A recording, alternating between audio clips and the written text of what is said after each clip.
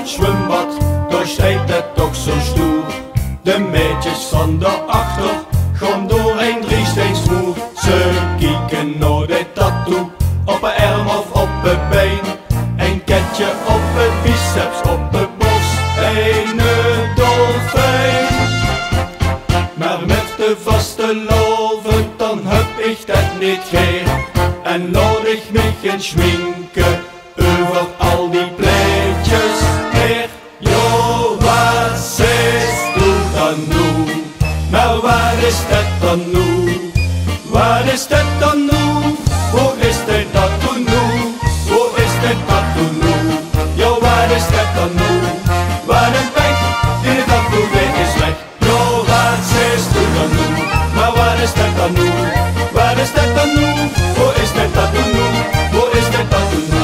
Jo, waar is dat dan nu? Waar een pech, die het dat toen weer is weg.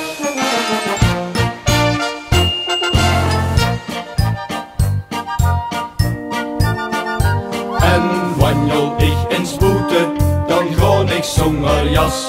De tattoo op het polsen komt mij dan goed van pas. Ze kijken naar de tattoo op een knie of op een voet. Een bandje om de enkel, och dat steekt mij toch zo goed. Maar met de vaste loven, dan heb ik dat niet geer. En laat ik me geen schminken over al die pleetjes heen. Jo, wat zegt u dan nu? Maar waar is dat dan nu? Waar is dat dan nu? Hoe is dit dat toen nu? Hoe is dit dat toen nu? Jo, waar is dat dan nu? Waar een pech, die het dat toen weer is weg. Jo, wat zegt u dan nu? Maar waar is dat dan nu? Waar is dat dan nu? Hoe is dit dat toen nu? Hoe is dit dat toen nu? Jo, waar is dat dan nu? Waar een pech, die het dat toen weer is weg.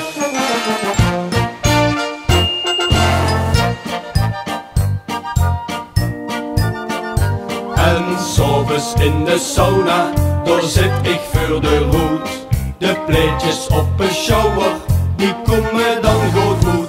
Ze kijken naar de tattoo, op een broek of op een rug. En achter op mijn watsen staat een meisje zonder zak.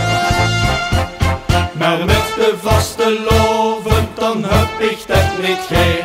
En laat ik me geen schminken over al die pleetjes heen. Jo, wat zegt u dan nu? Maar waar is dat dan nu? Waar is dat dan nu?